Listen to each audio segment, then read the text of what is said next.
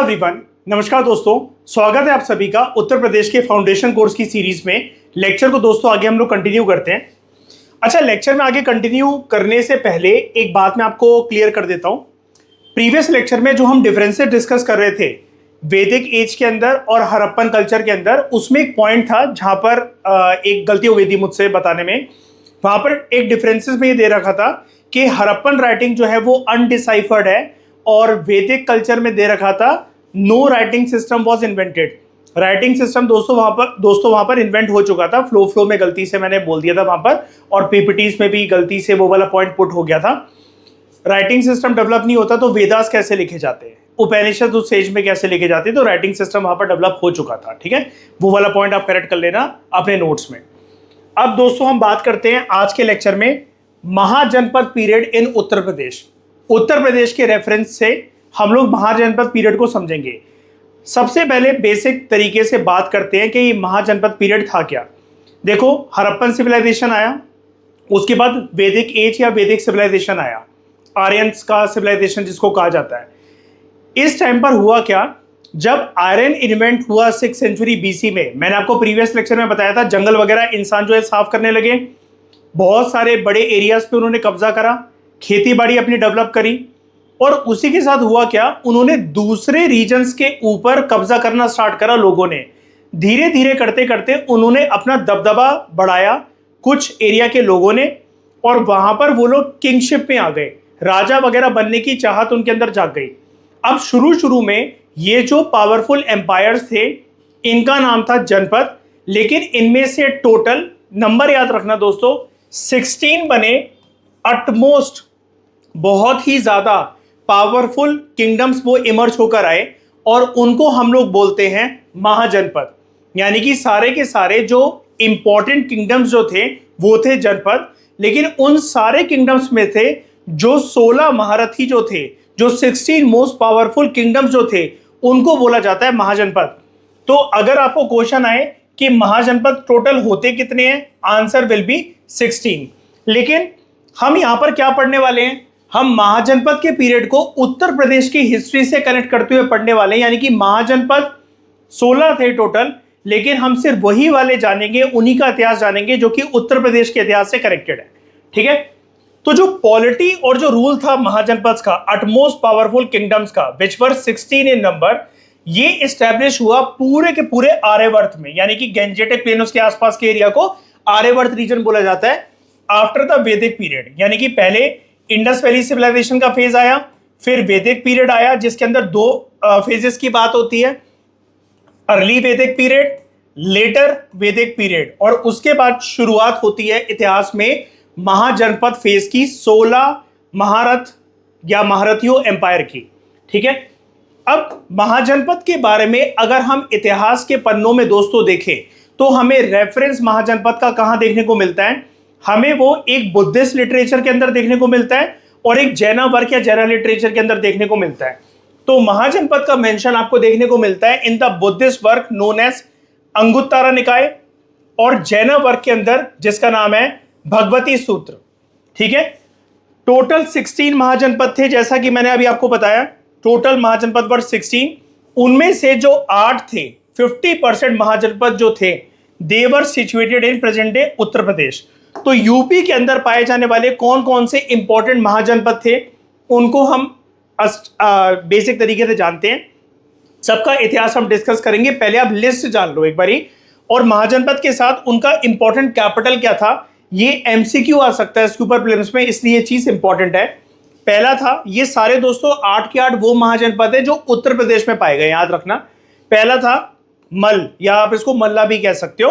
देखो इंग्लिश में क्या होता है, मैं आपको हमेशा से अपने लेक्चर्स में बताता रहता हूं, हम जब भी वैदिक नेम्स, सांस्कृतिक नेम्स या हिंदी नेम्स को इंग्लिश में कन्वर्ट करते हैं ना, उसके आगे ए लग जाता है। जैसे हम महाभारत के किरदारों की अगर बात करें, हम बोलते हैं अर्जुन, कृष्ण, भीष्म, लेकिन इंग्लिश में लिखने के टाइम पर हम कैसे लिखते हैं, अर्जुना, महाभारता, ए लग जाता है सबके आगे। कृष्ण को कहते हैं हम लोग कृष्णा। ठीक है, तो ए लग जाता है आगे, तो इसलिए मैं आपको बोल रहा हूं, आप इसको मल कह लो या मल्ला कह लो, कोई फर्क नहीं पड़ता, आपको लिखना आना चाहिए, आपको एग्जाम के टाइम पर याद होना चाहिए। कैपिटल जो थी मल्ला की, मल्ला महाजनपद की, इट वॉज कुशीनार, या फिर आप इसको पाव भी कह सकते हो, कुशीनारा कह लो, पावा कह लो, कोई फर्क नहीं पड़ता। दूसरा इंपॉर्टेंट महाजनपद यूपी का, इट वॉज काशी, जिसकी कैपिटल थी वाराणसी। तीसरा कोसाल, कैपिटल श्रावस्ती। चौथा वत्स, कैपिटल कौशंबी। पांचवा छेदी, कैपिटल शुक्तिमती। सिक्स्थ है सुरासेन, कैपिटल मथुरा। सेवेंथ कुरु, कैपिटल इंद्रप्रस्थ। और एट्थ है पंचाल, कैपिटल इसकी दोस्तों दो थी। वेरी इंपॉर्टेंट, आपको सारे महाजनपद जो यूपी में पाए गए हैं उनकी एक एक कैपिटल ही देखने को मिल रही है यहां पर, ठीक है। कुशीनार का दूसरा नाम पाव है, ठीक है, लेकिन विद रेफरेंस टू पांचाल यहां पर आपको दो कैपिटल्स देखने को मिलती हैं। अभी हम थोड़ी देर में उसके बारे में डिस्कस करेंगे। एक थी काम्पेल्ले और दूसरी थी अहेछत्र, ठीक है। ये वाली बात इंपॉर्टेंट है, याद रखना।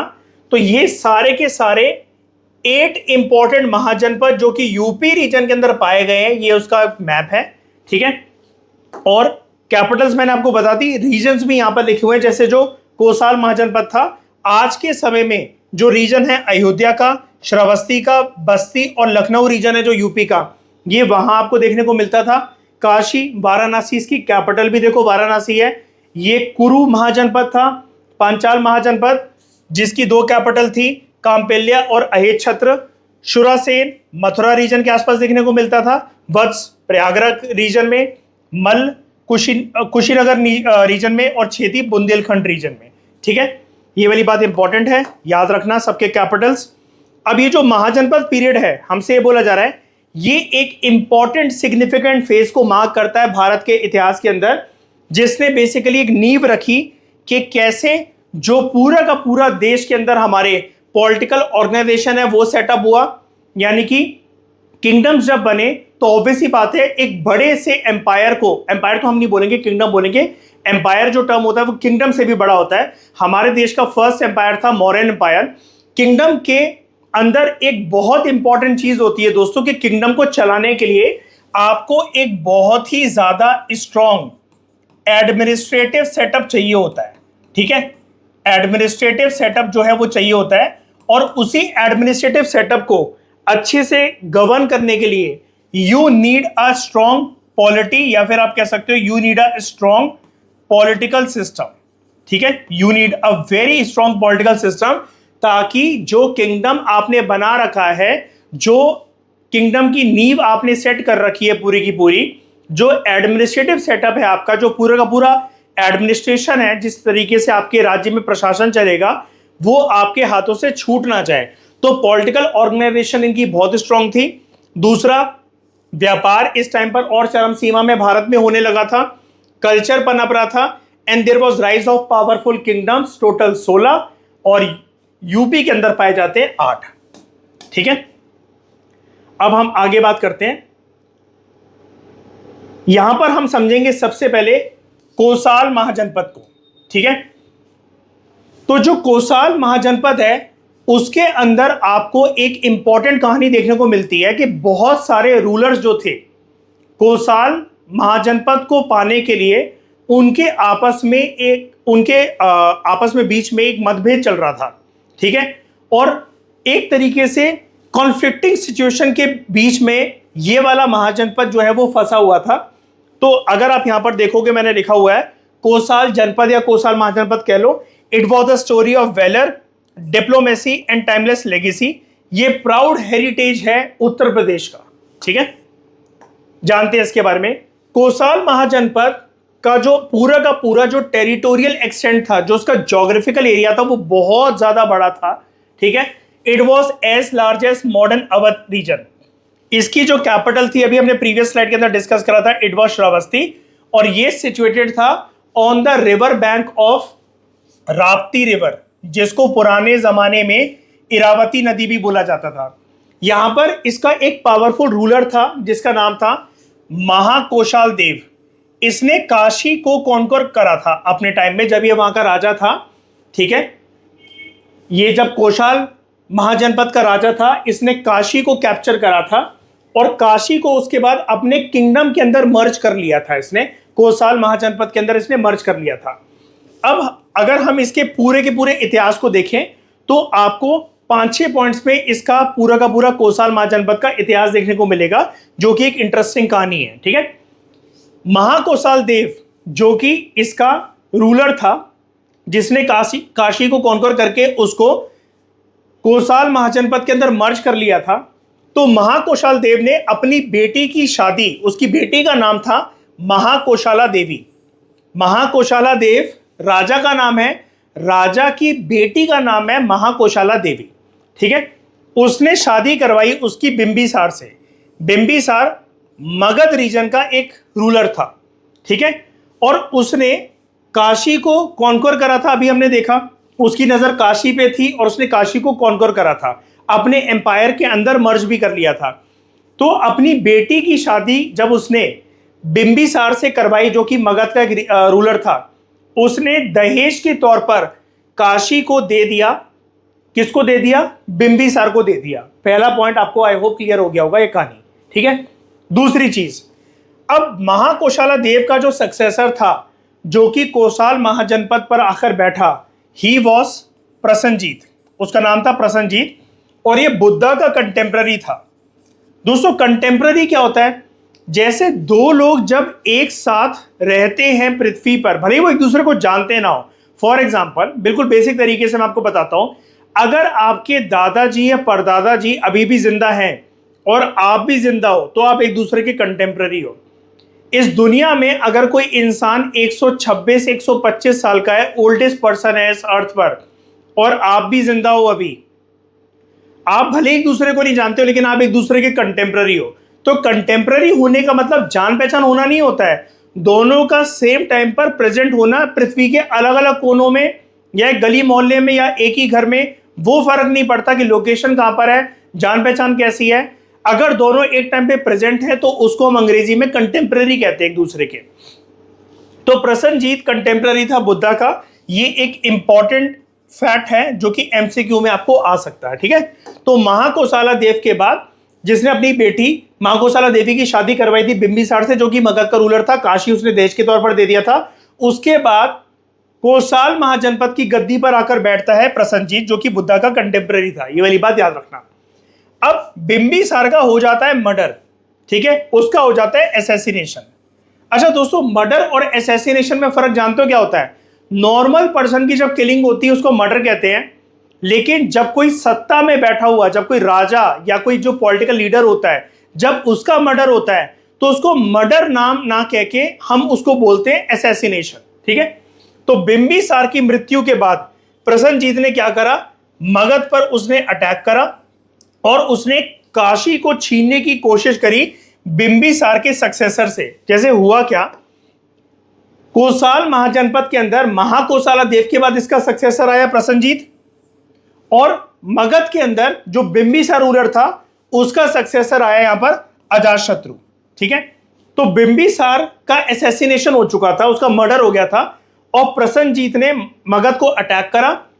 जो महाकोशाला देव ने काशी दे दिया था बिंबिसार को दहेज के तौर पर, उसने वो काशी दोबारा छीनने की कोशिश करी, बिंबिसार से नहीं, उसके सक्सेसर से, जिसका नाम था अजातशत्रु। ठीक है, लेकिन बाद में क्या हुआ, प्रसन्नजीत के लाइफ में कुछ कुछ चेंजेस आए। क्या चेंजेस आए? उसने सोचा मैं अपनी बेटी, प्रसन्नजीत की बेटी का नाम था वजीरा, जैसे महाकोसाला देव ने अपनी बेटी महाकोसाला देवी की शादी करवाई थी ना बिंबिसार से, और काशी दे दिया था दहेज के तौर पर। प्रसन्नजीत की अभी इच्छा यहां पर यह थी कि वो अजातशत्रु से काशी को छीन ले, जो कि मगध के अंदर मर्ज हो चुका था, मतलब डाउरी के तौर पर दे दिया था महाकोशाला देव ने। अब प्रसन्नजीत ने यह सोचा कि मैं अपनी बेटी का नाम था वजीरा, मैं इसकी शादी कर देता हूं अजातशत्रु से। पहले काशी को छीनना चाह रहा अजातशत्रु से, बाद में अपनी बेटी की शादी करवा दी उससे। ठीक है, और फिर से उसने काशी को डाउरी के तौर पर, दहेज के तौर पर मगध को दे दिया। ठीक है, तो लौट के बुद्धू घर को आए, वही वाली बात है। तो काशी में हमें बहुत बार ये परिवर्तन देखने को मिलता है इतिहास में कि काशी एक हाथ से दूसरे हाथ जा रहा है, एक रूलर के हाथ से निकलता हुआ, एक रूलर के चंगुल से निकलता हुआ दूसरे रूलर के हाथ में जा रहा है। तो काशी जो है it change hands through diplomacy and marriage alliances के चलते, कभी इसका है कभी उसका है। ठीक है, और पावरफुल पॉलिटिकल रिलेशंस जो है वो डेवलप हुए काशी को लेकर। कोसाल जो है वो एक वन ऑफ द इंपॉर्टेंट महाजनपद जो है इतिहास के पन्नों में रह चुका है। लोकेशन इसकी है यूपी, और ये यूपी का और इंडियन हिस्ट्री का एक रिच लेगेसी को डिनोट करता है, एक रिच इतिहास को डिनोट करता है। ठीक है, इसलिए यहां पर ये बोला जा रहा था कि कोसाल महाजनपद की जो कहानी है वो गुरूर की, घमंड की, ठीक है, पावर में आने की, डिप्लोमेसी की और एक लेगेसी की कहानी है, जिसने, लेगेसी मतलब होता है किसी भी चीज ने जिसने इतिहास के पन्नों में अपनी छाप छोड़ रखी हो। कोई बहुत ऐसा मेजर इवेंट हो रखा हो, या किसी पर्सन ने कोई डिप्लोमेसी करके, वॉर करके, या कोई भी हरकत करके ऐसे इतिहास के पन्नों में जब उसको जन्मों जन्मों के लिए लोग आगे जान जाए, उसको हम लेगेसी कहते हैं। जैसे हिटलर की करतूतें भी एक लेगेसी के तौर पर है, जो कि जर्मनी के लोग अपना इतिहास कभी भी नहीं भूल सकते और पूरी दुनिया भी नहीं भूल सकती। ठीक है, ये वाली चीज भी आपको क्लियर हो गई। अब बात करते हैं हम बाकी महाजनपद के इतिहास की, जैसे काशी, कुरु, पांचाल और वत्स। ठीक है, काशी जनपद, महाजनपद के बारे में जानते हैं। ये जो काशी का जनपद था, जो महाजनपद आगे चलकर बना, ये प्रेजेंट डे वाराणसी में सिचुएटेड था। ठीक है, एंशिएंट टाइम में ये बहुत ही ज्यादा पॉपुलर जगह थी, लोग यहां पर पढ़ने आते थे, इसकी प्रॉस्पेरिटी बहुत ज्यादा थी, आर्किटेक्चर और व्यापार करने के लिए बहुत ज्यादा प्रसिद्ध जगह थी। यहां पर एक रूलर था जिसका नाम था ब्रह्मदत्त। ब्रह्मदत्त के टाइम पर काशी में, या काशी को लेकर आप ऐसा कह सकते हो कि बड़े सारे युद्ध लड़े गए अपने नेबर कोसाल किंगडम को के साथ, और बाद में आपने देखा भी था कि कोसाल किंगडम के रूलर महाकोशाला देव ने कैसे काशी को जीतकर उसको अपने एम्पायर के अंदर, नॉट एम्पायर, अपने किंगडम के अंदर उसको मर्ज करवा लिया था। ठीक है, तो कोसाल जो है फाइनली ले लेता है काशी को। यह है छोटा सा इतिहास काशी का। फिर है कुरु जनपद। कुरु जनपद सिचुएटेड है इन प्रेजेंट डे मेरठ। पुराने समय में उसको कहा जाता था हस्तिनापुर, और दिल्ली रीजन के आसपास, मतलब ये इसका पूरा ज्योग्राफिकल एरिया कहां तक फैला हुआ था वो हमें बताया जा रहा है। इसकी जो कैपिटल थी कुरु महाजनपद की, वो थी इंद्रप्रस्थ, और लेटर वैदिक टाइम पीरियड के कंपैरिजन में इसकी जो ग्लोरी थी आगे चलकर वो डिक्लाइन हो गई। लेकिन जो जातक कथाएं हैं जो कि बुद्धिज्म के साथ एसोसिएटेड है, जातक कथाएं दोस्तों क्या होती है, बुद्धिज्म एंड जैनिज्म के चैप्टर में आपने सुना होगा, ये ऐसी स्टोरीज होती है, बेसिकली एनिमल्स की स्टोरीज होती है, और ऐसा माना जाता है ये प्रीवियस बर्थ है, प्रीवियस जन्म है गौतम बुद्धा के, जहां पर गौतम बुद्धा ने जन्म लिया था जानवरों के शरीर में, और उन कहानियों से हमें कोई ना कोई मॉरल स्टोरीज देखने को मिलती है। जो एमपी में सांची स्तूपा है, उसके जो 4 गेटवेज हैं, वहां पर भी उसके पैनल के ऊपर कुछ ना कुछ जानवरों की इंस्क्रिप्शंस हमें देखने को मिलते हैं, कोई पैटर्न देखने को मिलता है। तो वो बेसिकली जातक कथाएं हैं। ठीक है, तो जातक कथाओं के अंदर हमें अक्सर एक वर्ड देखने को मिलता है, डेट इज कुरु धर्म, यानी कि वहां पर कुरु महाजनपद की बात होती है। ठीक है, और क्यों होता है ये, क्योंकि हमने अभी जाना था इस लेक्चर की स्टार्टिंग में कि महाजनपद का मेंशन हमें बुद्धिस्ट वर्ग अंगुत्तरा निकाय के अंदर भी देखने को मिलता है, जैन वर्ग भगवती सूत्र के अंदर भी देखने को मिलता है, और इसके अलावा अब आप एक एक्स्ट्रा फैक्ट भी जान गए हो कि विद रिस्पेक्ट टू कुरु महाजनपद, स्पेसिफिकली अगर हम बात करें सारे महाजनपदों में से कुरु महाजनपद की, तो उसका जिक्र हमें बुद्धिज्म की जातक कथाओं के अंदर देखने को मिलता है।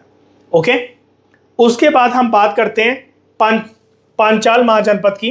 पांचाल महाजनपद जो था, it was situated on the eastern side of Ganga Yamuna Doab. जब दो नदियों का संगम होके एक लैंड एरिया बनता है ना, उसको दोआब कहते हैं। ठीक है, दो आप यानी कि दो नदियों से आया हुआ, आप मतलब होता है लैंड।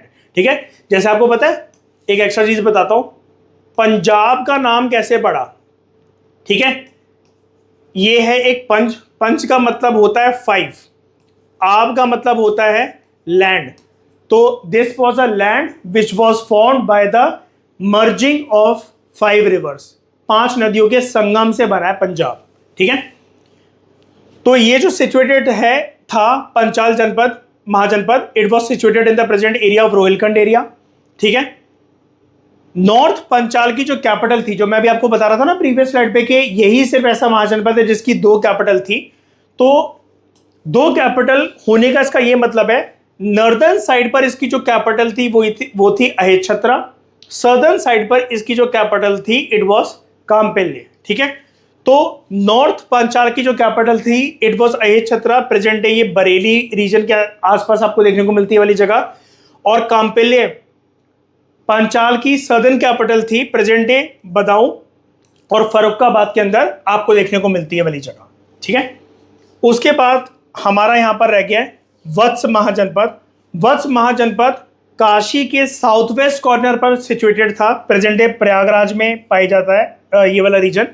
और इसकी जो कैपिटल थी इट वाज कौशाम्बी, ठीक है। लास्ट में फिर हमें ये बोला जा रहा है कि ये जो सारे के सारे जो महाजनपद जो थे इन्होंने बहुत इंपॉर्टेंट रोल जो है वो निभाया है भारत के और स्पेसिफिकली यूपी के इतिहास को शेप करने के लिए, उसके कल्चर को शेप करने के लिए लर्निंग सेंटर्स रहे हैं इनमें से बहुत सारे महाजनपद। और यूपी की प्रॉस्पेरिटी को बढ़ावा दिया है महाजनपदों ने, क्योंकि यहां पर जो इंपॉर्टेंट रूलर्स थे वो एक दूसरे रूलर्स को नीचा दिखाना चाहते थे। इसलिए आर्किटेक्चर की बात करो आप, चाहे लर्निंग सेंटर की बात करो, धर्म की बात करो, सब में वो एक महारत हासिल करना चाहते थे ताकि कैसे ना कैसे करके बाकी 15 महाजनपद के कंपैरिजन में वो अपने आप को एक उच्च श्रेणी में दिखा सके, अपने स्ट्रक्चर को एक ग्रैंडियर स्ट्रक्चर के तौर पर दिखा सके अपने आर्किटेक्चरल डिजाइन वगैरह को, और उनका किंगडम बहुत ही ज्यादा पावरफुल हो जिसको बाकी राजा भी माने, ये उनकी इच्छा थी। और ये 16 के 16 सारे महाजनपद ये वाली हरकत करते थे। इसकी वजह से अगर हम बात करें स्पेसिफिकली उन 16 में से 8 महाजनपद जिनका इतिहास हमने आज के लेक्चर में जाना है, जो यूपी में पाए गए हैं, उन्होंने यूपी के हिस्ट्री को, कल्चर को, लर्निंग को और प्रॉस्पेरिटी को पॉलिश करा है इतिहास के पन्नों पे, ठीक है। तो आई होप ये सारी चीजें आप अच्छी तरीके से जान गए होंगे। इस डिस्कशन में दोस्तों फिलहाल इतना ही। Thank you very much for discussion.